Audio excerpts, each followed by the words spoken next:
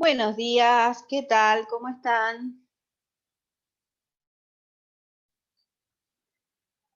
Gracias, Bedelía, a la facultad que nos permite el ingreso. Bien, Buen día, vamos, profesora. vamos a- buenos días.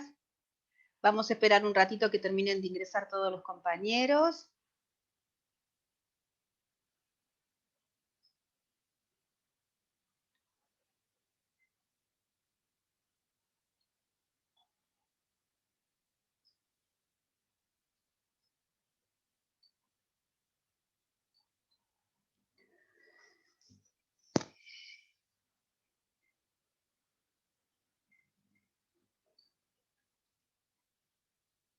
Bueno,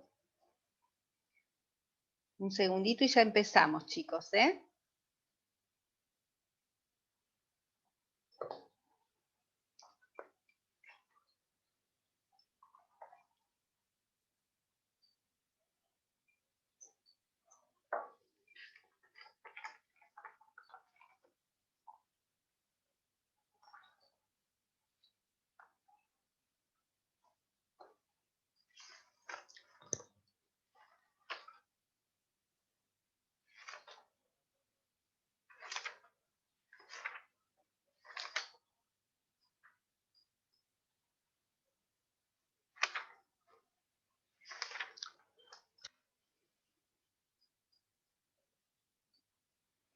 Bueno, vamos a comenzar entonces. En el día de hoy, bueno, un poquito la clase lo que busca es analizar los contenidos relativos a la unidad de interpretación. Es muy probable, no sé si ya ha subido la doctora Claudina, que les va a dar la idea era ver si podía organizarse para darles una clase en el día de mañana. No sé si ya publicó algo, algún anuncio, si les confirmó o no. No, hasta ahora no Así hay que estén nada, profe. atentos. Todavía no dijo nada. Bien, está, porque estaba con algunas cuestiones relativas a su salud y bueno, de acuerdo a cómo continuara, iba a ver si podía estar en condiciones de darles una clase en el día de mañana y de ser así me dijo que se los iba a estar comunicando. Bueno, hoy Profe, estamos reforzando, ¿sí? ¿Les perdón, escucho? tengo una consulta. El trabajo de la unidad 1 no entra para el coloquio, ¿no? En el sentido, no, esa nota que tenemos del trabajo no entra como para el coloquio, ¿no? ¿O sí? Sí, entra. Ah, Todos bien. los que fueron trabajos evaluativos, con el carácter de trabajos evaluativos entran. Sí, suma esa nota. Listo, muchas gracias. Bien, no, de nada. ¿Cómo van con el tema de los trabajos? ¿Han podido Tuvimos hacer todos?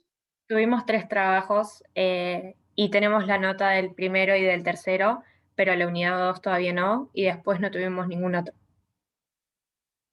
Está bien. Vieron que yo les informé, les conté que el 2 de junio van a tener una actividad relativa a esta unidad, ¿sí?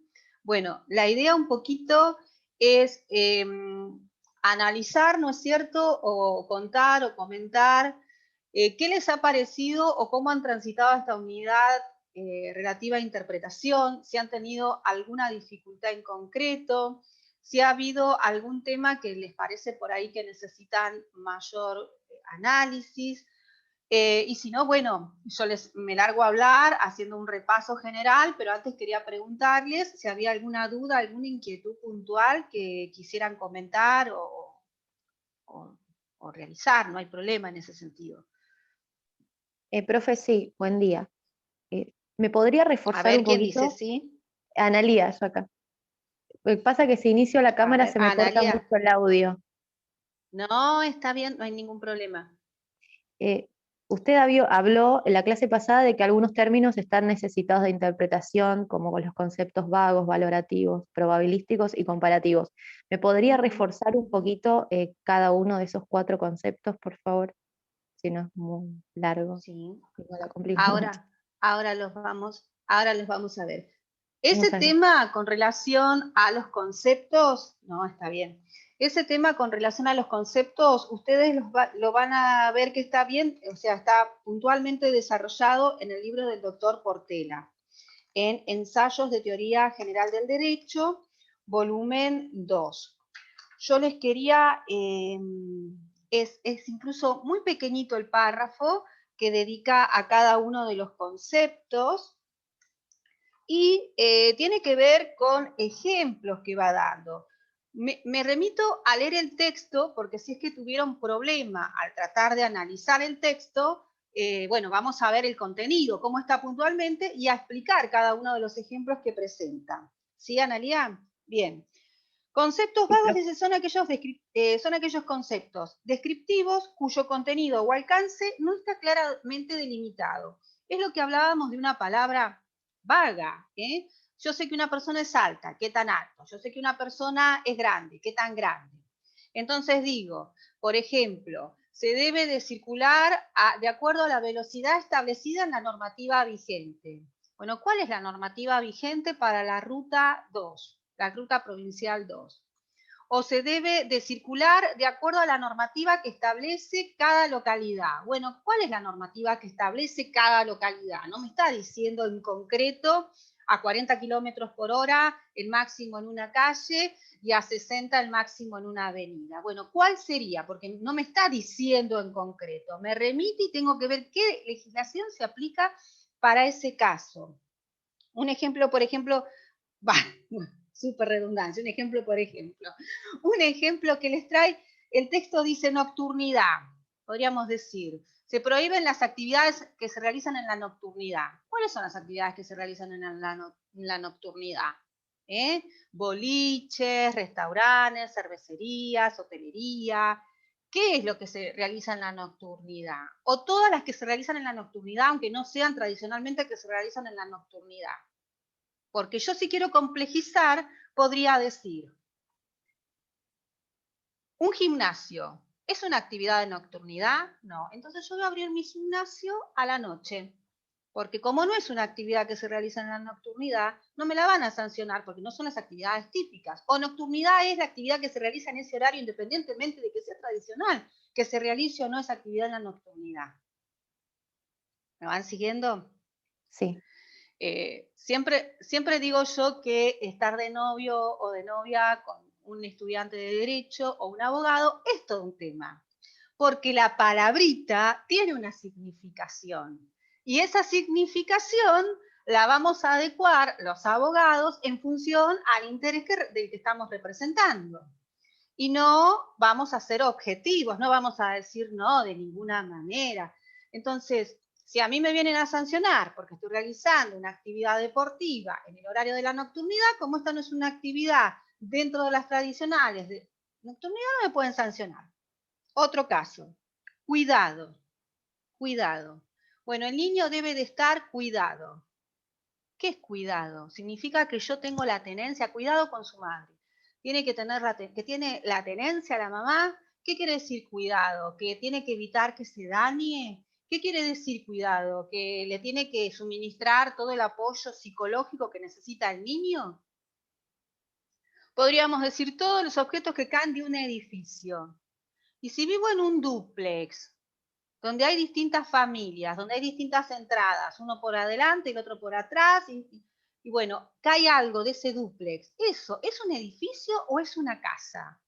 ¿Está dentro de la categoría edificio o no está dentro de la categoría edificio? La palabra nocivo. La persona no puede tener cosas nocivas en su propiedad. ¿La nafta es nociva? ¿La droga es nociva? ¿Los barbitúricos son nocivos?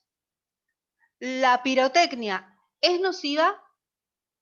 ¿Una sustancia contaminante que utilizo para el glifosato es nocivo? ¿Una bomba es nociva? ¿Qué es nocivo?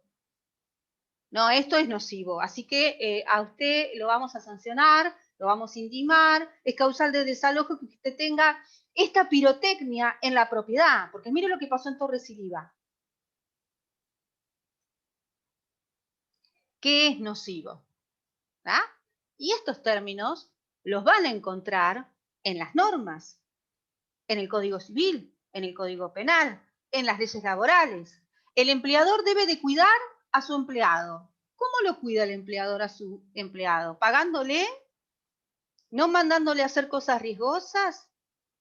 ¿Haciendo los aportes? ¿Dándole la obra social? ¿Haciendo todo esto? Y a pesar si se cae, quiere decir que no lo cuidó y ahora se tiene que hacer cargo del yeso, de la internación y todo lo demás.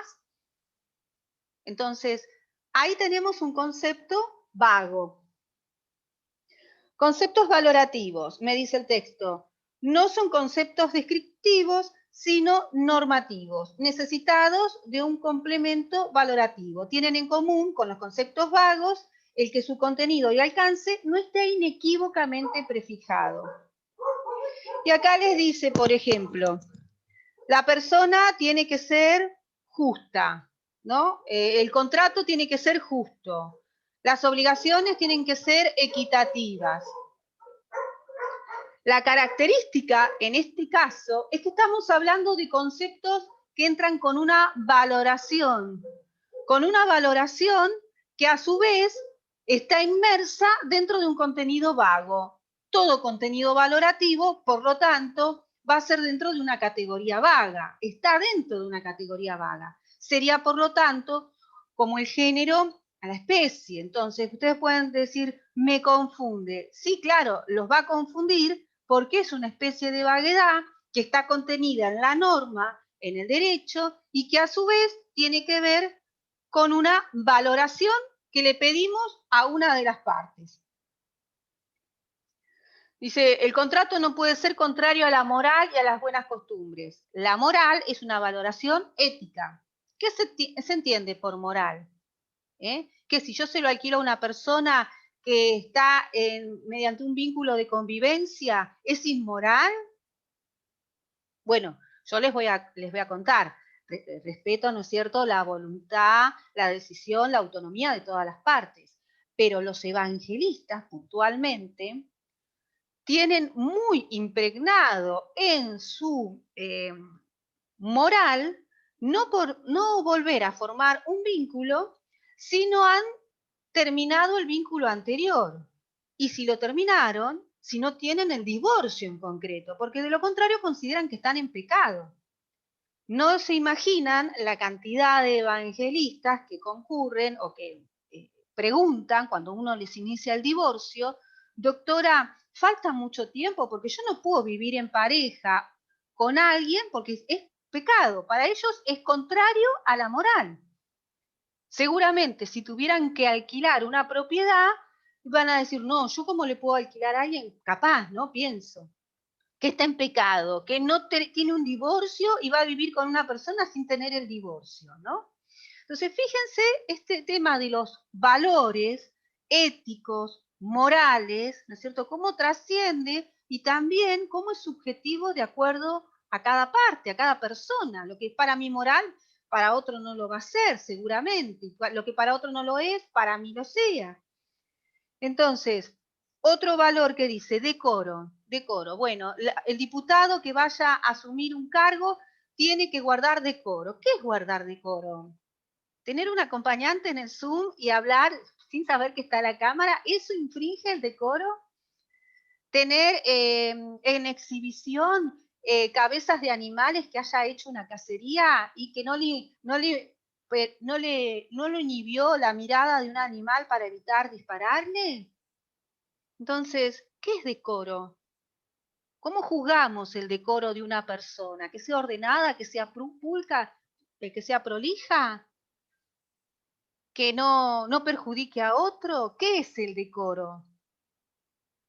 Bueno, estos términos, cuando están citados en una norma y que tienen que ver con una valoración ética, vuelvo a reforzar, justo, equitativo, buena conducta, moral, decoro, buenas costumbres, el interés general, no se puede afectar el interés general. Cuando uno va a poner una empresa, si es contaminante, no puede afectar esa empresa el interés general de la comunidad. ¿Y qué se entiende por interés general? ¿El del vecino, el de enfrente o el de toda la ciudad de Mar del Plata?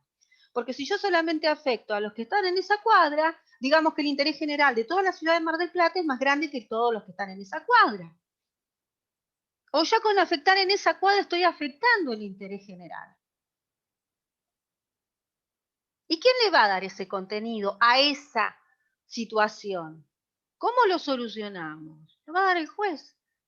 Porque yo puedo tener una solución, ustedes pueden tener una solución, pero en definitiva a mí lo que me interesa es cómo lo va a interpretar el juez a esa situación particular. Y ustedes me van a decir, ¿y cómo lo va a interpretar, profe? Y es subjetivo. Es de acuerdo a cómo él ha sido formado, es de acuerdo a cómo él ha sido instruido, es de acuerdo a cómo son sus valores éticos y morales. ¿Eh? Después tenemos los conceptos probabilísticos. Les dice, son aquellos cuya aplicación implica una prognosis de futuro, un cálculo de probabilidades acerca de si algo puede ocurrir o no. Es un cálculo de probabilidades. Por ejemplo, si este producto le ocasiona una enfermedad irreversible, pongamos el celular le ocasiona una enfermedad irreversible, va a tener que hacerse cargo quien fabricó este equipito. Bien, ¿qué es enfermedad irreversible? ¿Basta con que lo operen y después se cure para decir que no es enfermedad irreversible? ¿Qué es enfermedad irreversible? Que tenga que tomar una pastillita toda su vida y por eso decimos que es irreversible. O cuando hablo de irreversible digo que tiene que estar con una secuela que sea incurable y para toda la vida. O si le tuvieron que hacer una intervención quirúrgica de oído y por eso escucha menos, pero escucha un 10% menos, no es irreversible. ¿Qué es irreversible? ¿Hasta dónde digo que esto es irreversible o no es irreversible? En la medida en que no se pueda volver atrás. Bueno, no se puede volver atrás, pero la situación se modificó y esa enfermedad que tuvo durante 20 años, que le modificó la vida, hace irreversible que pueda vivir esos 20 años que tuvo que estar bajo una dolencia extraordinaria hasta que se descubrió la cura, ahora deja de ser irreversible y lo irreversible que fue durante todo ese tiempo puede volver a tener 20 años esa persona y ahora con 40 decimos que puede escuchar o puede ver y puede tener una vida distinta por el avance de la ciencia y por eso lo vamos a hacer menos responsable al que le ocasionó el daño y va a querer cesar en su cuota que se hubiera establecido anualmente en reparación, en compensación por el daño padecido.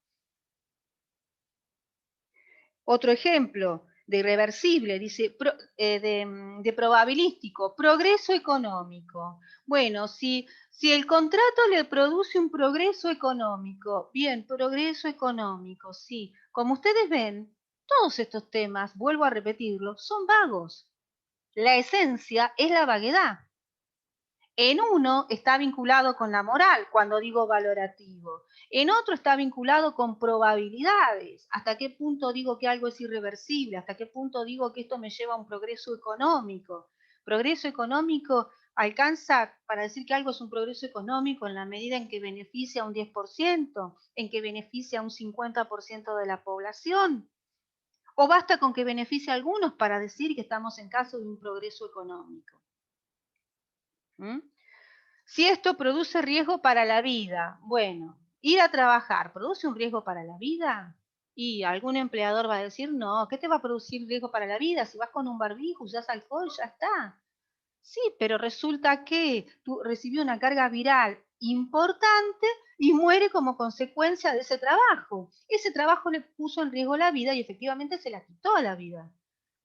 ¿Y ahora quién le va a indemnizar? Ah, no, fue una situación extraordinaria, yo no tengo nada que ver. Y no sé dónde se pescó el COVID. Capaz que se lo pescó cuando fue a ver a la novia.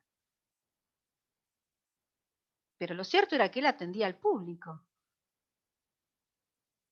¿Y hay ahí algún tema que necesite análisis, investigación, ver y definir si la situación del riesgo para la vida se presentó en el trabajo o se presentó en la vida que llevaba esa persona? Ni les cuento, cuando yo recién me había recibido, me tocó ser asesora de una cámara empresarial y no querían que el personal fuera a trabajar en moto. ¿Por qué? Porque dice, si sale del trabajo o si viene al trabajo en moto y se accidenta, nos vamos a tener que hacer cargo, por más que haya una RT, del daño que sufrió, porque lo que no le cubre el RT nos lo van a reclamar a nosotros. Y si se muere, también la indemnización por fallecimiento yendo al trabajo. No querían que fueran en moto. Fíjense ustedes, ¿ah? Porque consideraban que le podía, bueno, si vamos a estar así con todo, salir de tu casa, abrís la puerta, ocurre un hecho delictivo en la esquina y también podés ser víctima. O sea, tomar todas las previsiones no se pueden tomar. Ya desde que nos levantamos hasta que nos vamos a dormir, estamos en cierto riesgo. La vida es un riesgo, ¿no? Bueno, entonces, fíjense que todas estas variantes, conceptos vagos, valorativos, probabilísticos, tienen en su esencia la vaguedad. Me van a decir, profe, ¿y cómo hacemos para distinguir? Bueno, si en uno está inmerso lo que sería cuestiones morales, cuestiones éticas, principios, ahí estoy diciendo que el problema está en que hay un término que presenta un concepto valorativo. Si el tema está en un número, en una estadística, en un porcentaje, ahí voy a estar hablando de probabilísticas. Entonces, el concepto es probabilístico. La canasta cayó un 50%. Se consume menos, no el índice de inflación, no, se consume menos de lo que se consumía antes, un 50%. Bueno, pero un 50% menos ¿en qué se consume? Entonces ahí tengo un concepto probabilístico vago, porque no me dice se está consumiendo menos en ropa, en medicamentos, en lácteos, en carne, no me lo discriminó. Entonces ahí tengo una vaguedad probabilística, un concepto probabilístico que le falta.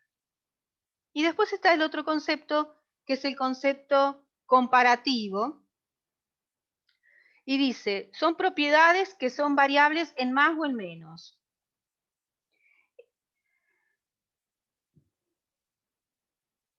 Cuantía del daño, dice. Bueno, ¿cuánto es la...? Dice, deberá reparar la cuantía del daño o deberá responder de acuerdo a la gravedad del acto. ¿Y cuánto es la gravedad del acto? Vuelvo a repetir, todas estas son características propias que tienen como base general la vaguedad. ¿Sí? La vaguedad. Y a partir de ahí se desprenden todas estas variantes. Bien. Entonces, esa aclaración con relación a estos conceptos. No sé si hay alguna otra Muchas pregunta gracias, que profe. alguien quiera Clarísimo. realizar. No, de nada, Analia. Bien. Bueno, lo cierto y lo importante que yo quiero que ustedes tengan en claro es esto. Todos los operadores jurídicos interpretan, pero a mí, como abogado, bien, lo que me interesa es saber la interpretación jurídica que en definitiva va a realizar el juez. Porque ¿qué es lo que ocurre? Pasa lo siguiente. Ustedes imagínense una sociedad en donde tenemos el poder legislativo que puede crear muchas normas, ¿no es cierto? El poder ejecutivo, a su vez, que puede establecer decretos o ampararse en determinada necesidad, en determinada urgencia, para establecer determinada disposición que puede llegar a afectar derechos individuales. Ante un conflicto con las normas, el particular la persona que se vea afectada va a pedirle al juez que determine si esa norma es válida o no es válida. ¿Qué fue lo que pasó en la Ciudad Autónoma de Buenos Aires con el decreto de necesidad y urgencia que Alberto Fernández estableció, indicando que no era conveniente o no se debía de hacer lugar a la presencialidad de las clases en la Ciudad Autónoma de Buenos Aires?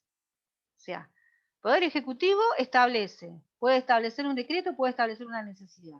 Fue cuestionado por la Ciudad Autónoma de Buenos Aires y la Corte tuvo que decidir, bueno, a ver, esto, ¿está bien? ¿Está mal? ¿Está dentro de sus facultades? ¿Corresponde? ¿No corresponde? ¿Quién tuvo la última palabra? El Poder Judicial. Dice, el Poder Judicial dice, no, esto no es válido, esto es incorrecto, esto no puede establecerse porque vulnera los derechos que tiene la Ciudad Autónoma de Buenos Aires. Bueno, deja sin efecto esa disposición. Entonces, fíjense ustedes, el poder que tienen los jueces, y que es así, que es lo que corresponde, que son la última palabra en todos los temas que se presentan. Ustedes tienen un jubilado al que le están descontando ganancias, y el jubilado le va a decir, trabajé 35 años, me descontaron ganancias mientras que trabajé, y ahora esos aportes que vienen a ser mis ingresos en la vida en que estoy en pasividad, vienen a decirme que es ganancia y me descuentan la ganancia de esa jubilación, cuando yo ya la había tributado cuando estaba en forma activa. Entonces, lo considero arbitrario, lo considero ilegítimo y tiene que hacer un planteo en sede judicial para que se analice si está bien o no está bien que se le descuenten ganancias. Y aunque en primera instancia puedan llegar a decir que está mal que se le retenga ganancias, como va a apelar la ANSES, va a cuestionar la ANSES esa resolución, va a haber que ir después a Cámara y hasta que llegue a Corte y quede determinado, ¿no es cierto?, si es correcto o no que se realice esa situación, esa imputación de ese impuesto, se le cobre ese impuesto estando en pasividad.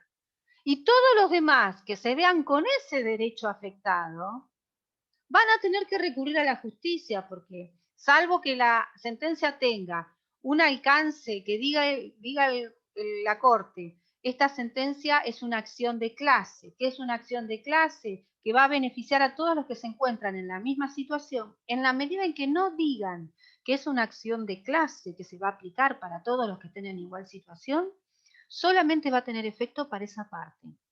Y todos los que quieran que se le aplique esa disposición van a tener que hacer acción judicial, que es lo que pasó con el corralito, el famoso corralito, en el 2002, donde quien tenía depósitos en dólares pudo retirar pesos, habiéndose producido un proceso inflacionario importante. Tuvieron que hacer un amparo para poder recuperar esos dólares y no les dieran pesos. Entonces, no solamente vamos a recurrir a la justicia para que interprete los hechos de los particulares, un caso de daños y perjuicios, un incumplimiento contractual, un tema de un contrato de compraventa de mercaderías, sino que también se va a recurrir a la justicia para que determine si la ley es correcta o no, si me la pueden aplicar o no me pueden aplicar esa ley. Tiene la última palabra. De ahí que la interpretación judicial se torna sumamente relevante y que lo que buscamos de alguna manera es pretender ponernos en esa situación de interpretación que va a realizar el juez. ¿Para qué?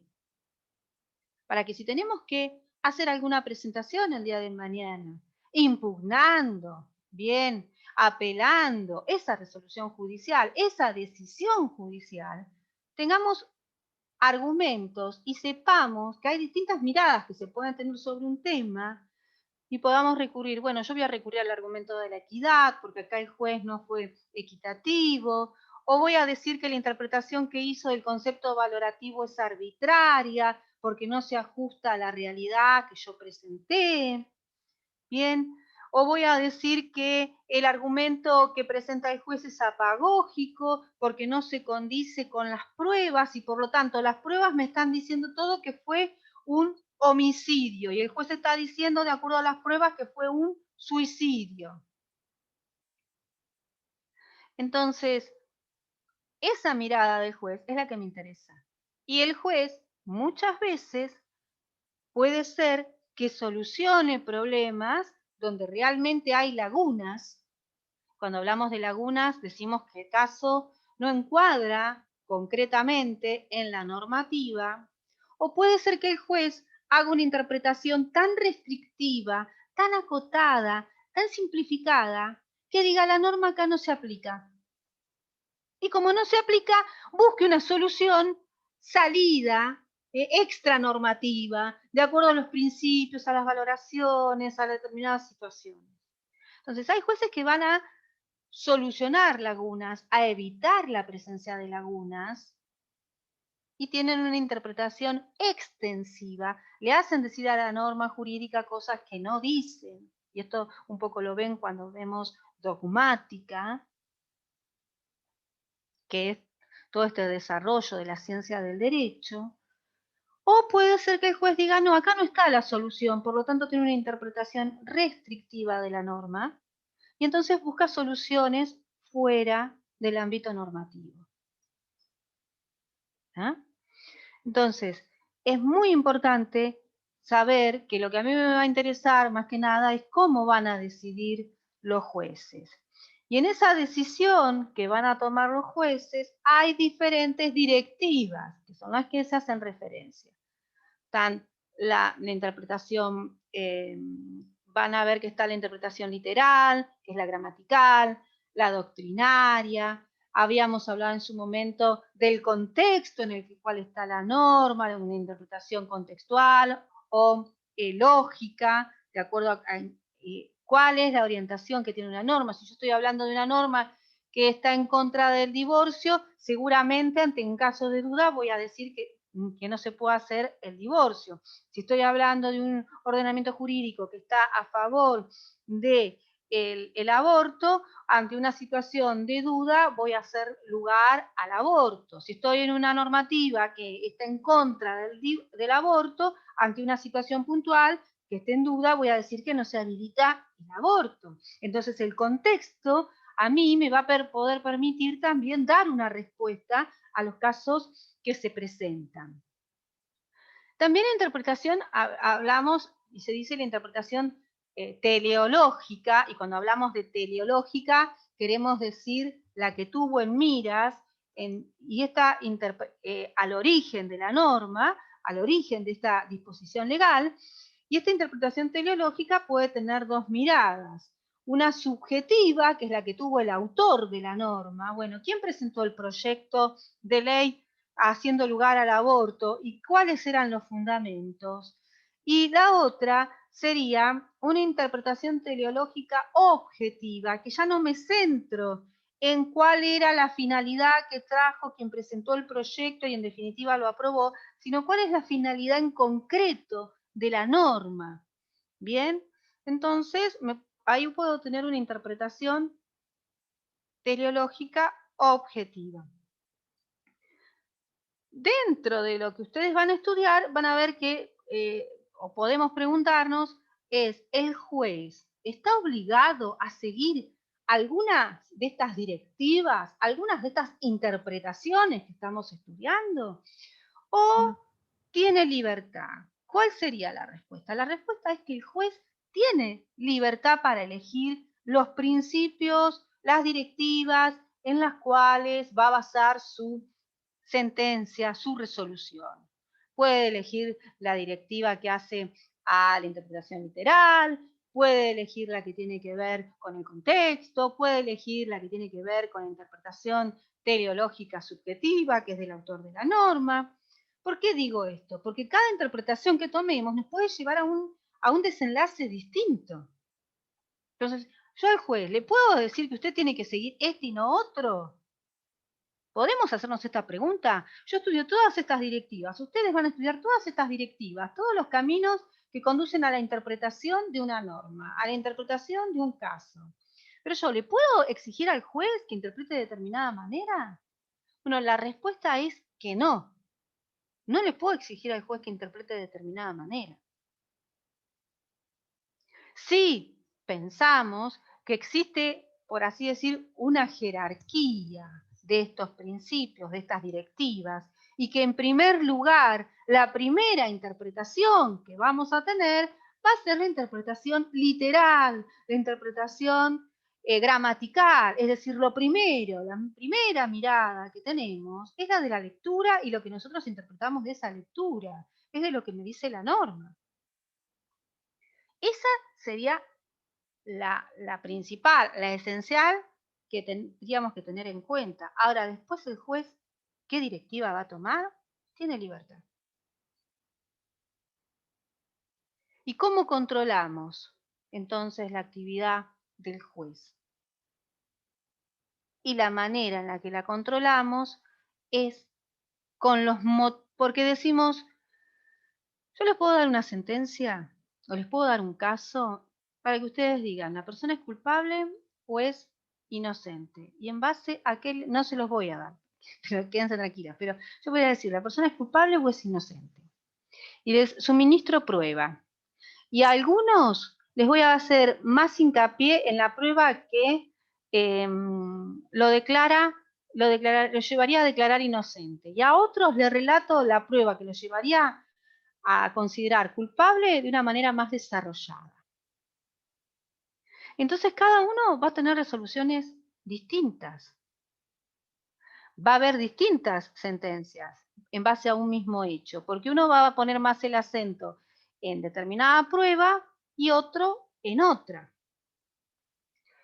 Pero independientemente de cómo vayan a resolver, lo importante es cómo se argumenta, cómo yo llego, y así tendríamos que ser en todos los exámenes en cierta medida, cómo yo llego a decir que la solución es esta.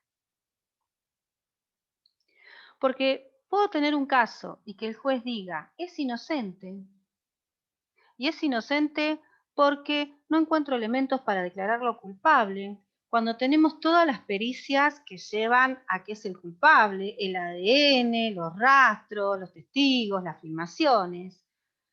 Y entonces, si esa sentencia no es congruente con la prueba, es nula. Es nula. Ahora, si yo tengo un juez que dice no encuentro elementos para declarar a esta persona culpable y es inocente, porque las filmaciones no muestran la cara de la persona que yo tengo que sancionar. Los testigos que me presentan son amigos de la víctima y no tengo determinación de que la persona haya estado allí porque me presentaron una filmación que estaba ingresando a trabajar en ese horario. El ADN que se encuentra se obtuvo de una manera ilegal, porque no hay comprobación de que esté libre de contaminación. Y por lo tanto, como el día anterior había estado en la casa la persona, no sabemos si esas huellas son del día anterior porque la fue a visitar o del día en que se cometió el acto, el delito, el homicidio. Entonces, si me dice todo esto el juez, yo voy a decir, sí, está bien, es razonable que diga que no hay elementos probatorios. Puede ser, sí. Entonces, la mejor sentencia o la mejor interpretación del caso es aquella que está argumentada, justificada de la mejor manera posible. Y ahí es cuando apelamos a que en el discurso, a que en la sentencia se caracteriza por esto que se dice retórica. La retórica es poder convencer, poder persuadir a alguien que la decisión que se toma es la correcta, es la acertada para el caso. Entonces, haciendo este repaso en cierta medida. ¿Qué interpretación me interesa? ¿De quién? ¿Quiénes interpretan? ¿Cuál es la mejor interpretación? ¿Sí? Estos conceptos que me hizo referencia Analía tienen una base en un problema del lenguaje natural, y cuál sería, que es la vaguedad. Todos tienen esta característica, esa esencia de la vaguedad. El juez, cuando va a resolver un caso, ¿decide o aplica el derecho? Si el juez decide, quiere decir que tiene cierta libertad, quiere decir que tiene cierta discrecionalidad. Si el juez aplica, podríamos tener un ordenador, una computadora al que le diéramos los casos, entonces dado A debe de ser B. Entonces, el juez decide, el juez aplica. De todas estas directivas que hemos estudiado, ¿son obligatorias para el juez o no lo son? ¿Hay alguna que debamos considerar, por así decir, importante de estas directivas? ¿Cuál sería?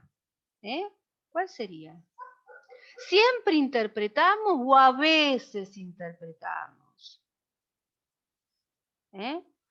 Entonces, a mí me interesa que, y después, los jueces, ¿crean lagunas o evitan lagunas?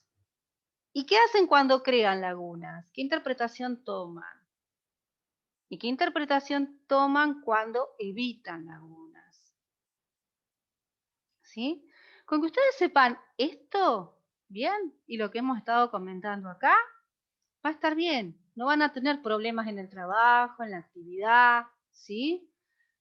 O sea, es tomar conciencia de por qué le damos importancia a este tema de la interpretación.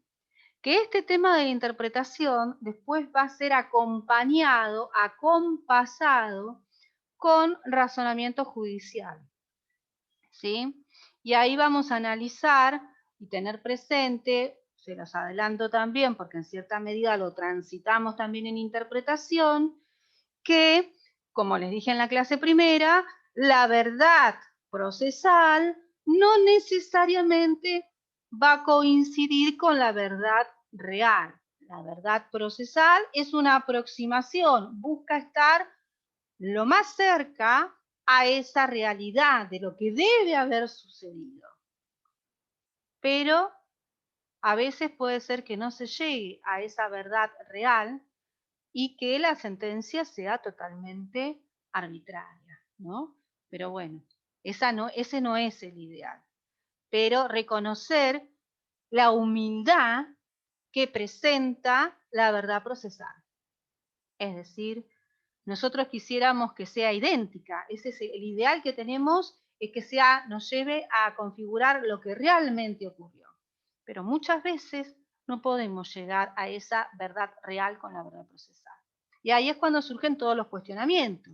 Bueno, la justicia es inoperante, no resuelven los casos, porque se instaló en la sociedad una verdad que tampoco sabemos si es la verdad real, una verdad propia, que tal vez pueda haber sido influenciada por los medios de comunicación, y entonces tenemos la verdad real, tenemos la verdad procesal, y tenemos la verdad que está instalada por los medios de comunicación, que hacen que se juzgue por el otro lado y se valore la actividad judicial en función a esa verdad que los medios manejan. Y que a veces puede ser que sea la verdad que manejan los medios, puede ser que sea congruente con la verdad real, y otras veces que no tenga nada que ver. Y ahí se genera esta tensión, ¿bien?, en el Poder Judicial, la sociedad, los medios, que muchas veces está fundada en motivos reales y otras veces no tanto, porque no se conoce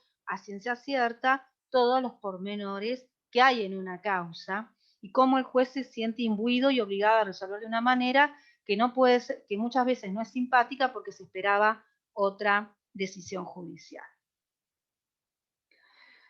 Bien, con esto, por lo tanto, ya prácticamente estoy terminando, estaríamos finalizando la unidad relativa a interpretación. No sé si alguien quiere alguna pregunta realizar, alguna duda. A ver el chat, si pusieron algo. Profe, una pregunta. Bien. Sí, me están pidiendo los videos del doctor Jorge Rodríguez relativos a esta unidad. ¿Es así? Nicolás me lo pregunta.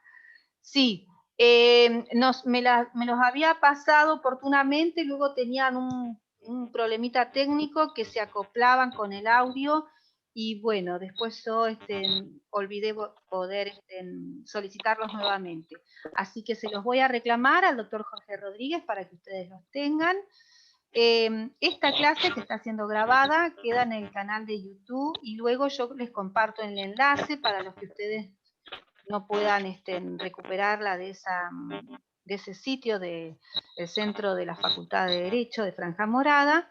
Así que voy a hacer el reclamo correspondiente para que también tengan ya le dije al doctor Jorge Rodríguez que ustedes son fans de él, porque me piden todos los videos. Son de mucha utilidad, ya les dije. Bueno, ¿alguna preguntita más?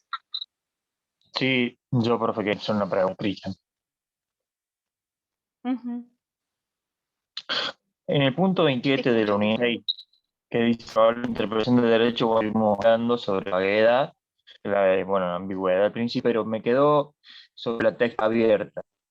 Hay una parte del texto que la vaguedad debe ser distinguida de la textura abierta. Se dice que una palabra que es usada de manera fluctuante, como montón o Está bien, está rosa. bien. Te explico. Cristian, perdona. Te explico. Te explico lo que es la textura abierta.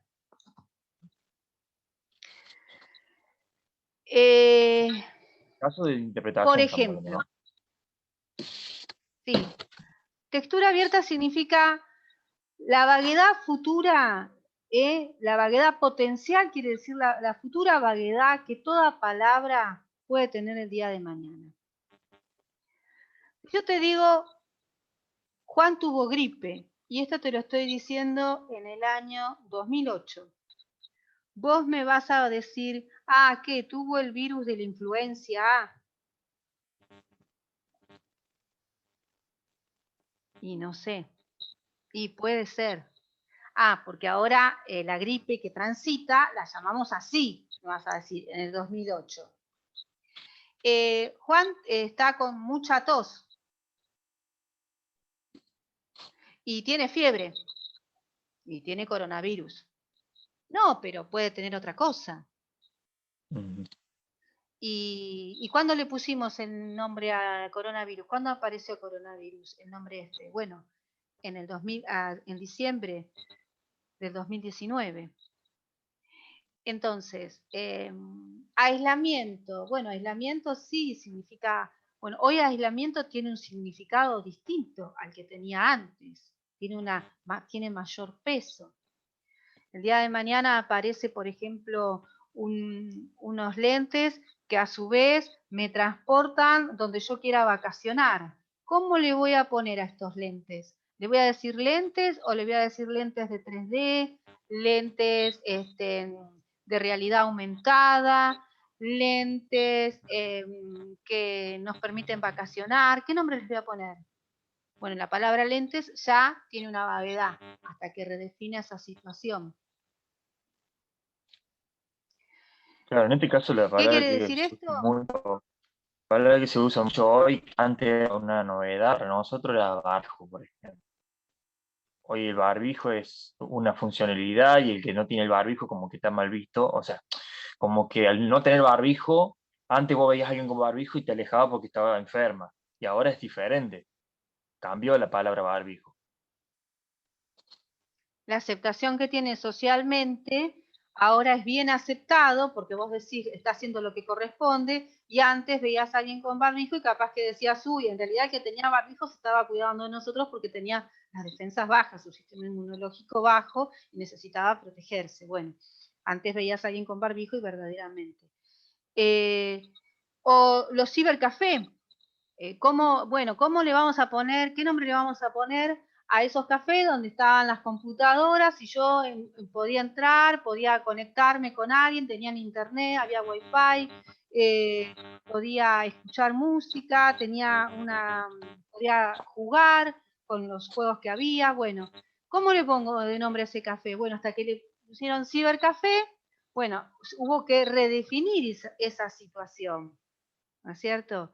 Entonces, son palabras, y la palabra café, y bueno, café es lo que tomamos. Y ahora, bueno, el café es un lugar donde vamos a juntarnos en un café. Y no, en una taza no nos vamos a juntar. No entramos en una taza. Es un lugar donde vamos a tomar café. O las cervecerías, que antes una cervecería tenía una significación y hoy ir a una cervecería es otra significación, ¿no? Por lo tanto, esto es lo que hace que la palabra tenga una textura abierta, es decir, que la realidad ha cambiado y hace que cobre una significación diferente. No todo carece de vaguedad, porque aquello que carece de vaguedad, te vuelvo a repetir, la palabra lentes o la palabra anteojos, mañana puede ser una palabra vaga porque me lleve o me transporte a una realidad distinta en la que estoy. Me permite a mí ahora estar qué sé yo, en Estados Unidos, en Disney. Entonces, ¿a dónde hemos llegado? Bueno, ya la gente no va a vacacionar más y vamos a ver que va a existir una realidad aumentada o que vamos a poder explorar otros tipos de tecnología. Y cuando hablamos de tecnología, ¿a qué me estoy refiriendo? No solamente a la computadora, no solamente a Internet, sino a plataformas.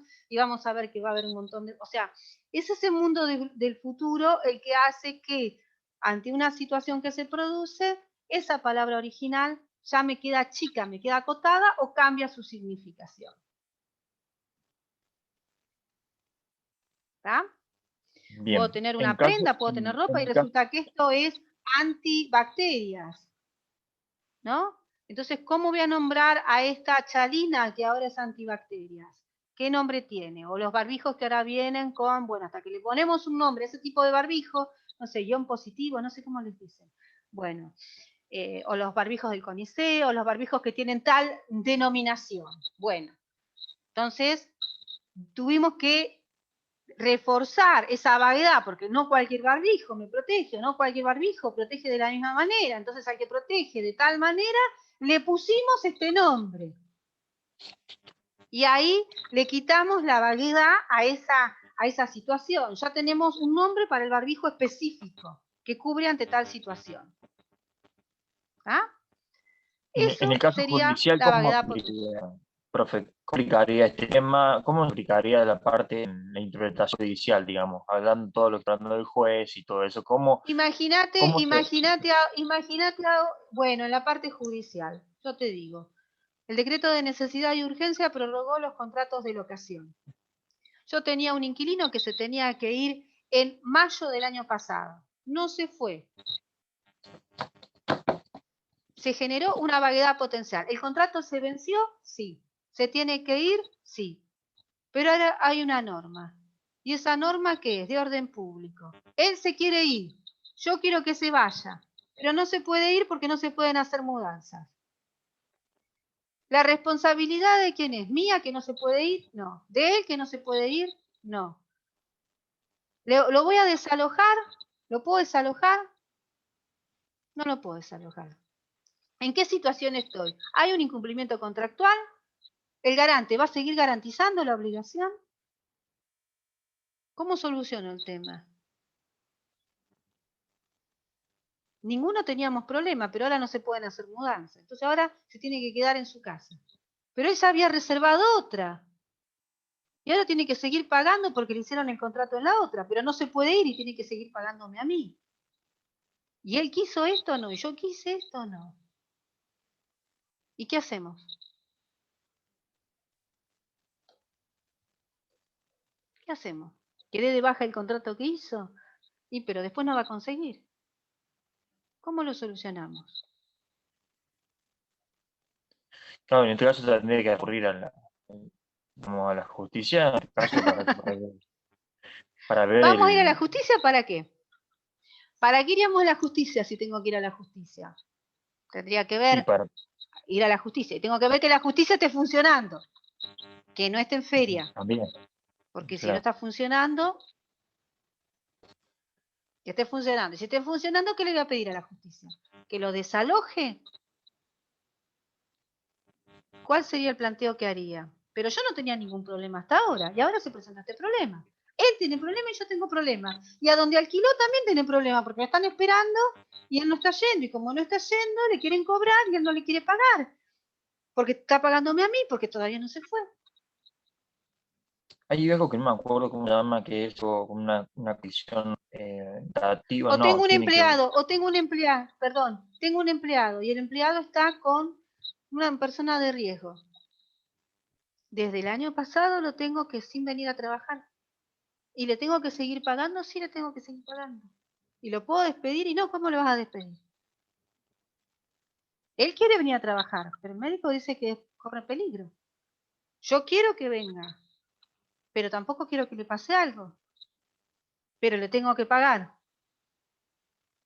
¿Hasta cuándo? ¿Cuándo se termina la pandemia? Decimos cuándo se termina, porque así yo ya sé cuándo puedes venir. ¿Hasta cuándo voy a estar así? Yo pago el alquiler de una oficina para hacer mediaciones. Ayer pagué el alquiler. Mi socia me dijo, ¿cuándo vas a volver a la oficina? Algún día, le dije. Las audiencias se hacen por Zoom. Y no hay una condición comparativa, digamos, en que usted se pueda plantear, hablando de esto con el tema de lectura abierta, ¿no hay alguna condición comparativa, digamos, que de acuerdo digamos, a evidencias que presenten de situaciones, no sé, económica, o algo, lo puede llevar el juez a decirle, yo necesito que me den una optativa o una ¿cómo es? Poder controlar esta situación, hacer una excepción por esta situación, no sé, esto, ya sea familiar, económica, ¿no? Claro, sí. ¿Y quién va a pagar los costos del abogado? Porque yo no lo voy a pagar, dice la gente. ¿Por qué tengo que pagar un abogado? Porque después viene esto. Que los pague él al abogado. No. ¿Y cuánto tengo que pagar?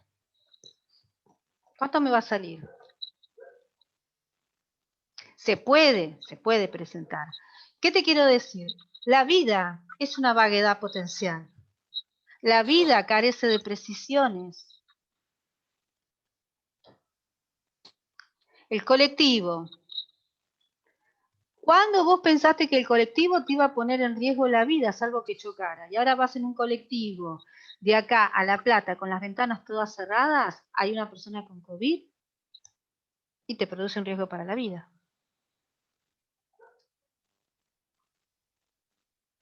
Ujú. La nueva realidad está siendo modificada de una manera abrupta. Hoy estamos ante una gran vaguedad potencial, digamos. Mi hija contrató el viaje de egresado y no sabemos el año que viene si va a poder ir o no.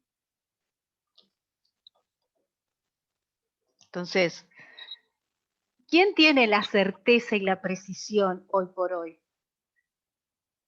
Si yo les digo, el parcial se va a tomar en forma presencial, que no va a ser en forma presencial, esa era la idea, y el parcial, el examen, el coloquio, y dada la realidad, no lo podemos tomar. Hay una gran modificación a lo que siempre estábamos acostumbrados. Un examen oral es un examen oral. No pensábamos que lo íbamos a hacer mediante esta modalidad. ¿Sí? Por lo tanto, recordá siempre, o recuerden siempre, que cuando hablamos de vaguedad potencial, estamos hablando que algo que no era vago se transforma en vago, tiene esa vaguedad por un acontecimiento que se produce en el futuro. Vaguedad potencial es la posibilidad de que esa palabra se transforme en vaga. No lo era, pero está la posibilidad de que lo sea. ¿Sí? Nada es certero, por lo tanto. Nada es preciso. Digamos entonces que la verdad Está en nosotros puede, encontrar la solución. entonces la vaguedad puede aplicar una regla precisa y poder encontrar solución. En cambio, la lectura abierta es como que no. Va a llevar. Está bien, te escucho entrecortado. Digo esto y ya voy terminando. La vaguedad potencial, el tema es el siguiente. La solución a la vaguedad potencial se da cuando la palabra es redefinida, cuando la situación es redefinida. Como esto. El anteojo que me va a permitir vivir una realidad aumentada lo voy a llamar anteojo RA, de realidad aumentada, por ejemplo. La situación de los inquilinos que no se podían ir ante tal caso, los vamos a llamar inquilinos afectados por la pandemia. Pero aquel que tiene un contrato vencido ahora resulta que se contempla esa situación porque hubo presentaciones solicitadas, entonces si tiene otro contrato donde irse, se faculta, se autoriza excepcionalmente la mudanza y ahora deja de tener esa ambigüedad, esa vaguedad potencial. Entonces, cuando es redefinida la situación, cuando es nuevamente revisada, cuando es reanalizada la situación, se finaliza, se extingue la vaguedad que se generó. Vaguedad potencial es vaguedad futuro. Cuando se produce ya es vaga la palabra. Y cuando es redefinida ya se elimina la vaguedad. Vaguedad potencial es la posibilidad de una palabra que no es vaga, se transforme en vaga. Cuando ya se presenta la vaguedad en esa palabra, ya no hablamos de textura abierta, ya tiene vaguedad la palabra. ¿Bien? Bueno, chicos, voy finalizando porque tengo que entrar a otra clase y se me va a superponer y ya me queda re justito el tiempo. Así que el 2 de junio, recuerden, tienen el trabajo práctico que va a ser un multiple choice y bueno, van a tener la nota ahí en forma también inmediata. Listo. Que tengan buena semana y que sigan bien. Profe, chau, chau. Perdón. ¿Cuánto nos das de tiempo para rendir? ¿Quién habla? Bueno, eso depende de las preguntas. Todavía no las cargué, así que seguramente les voy a decir antes de la fecha, mediante un aviso en la plataforma. Listo, gracias. Seguramente si son 20 preguntas serán 10 minutos. Listo, gracias. Pero es un clic lo que tienen que hacer. No damos mucho tiempo por cuestiones que tienen que ver con la organización y que sea un examen real, una evaluación real y no otra cosa. ¿Sí? El tiempo alcanza. Bueno, nos vemos. Chau.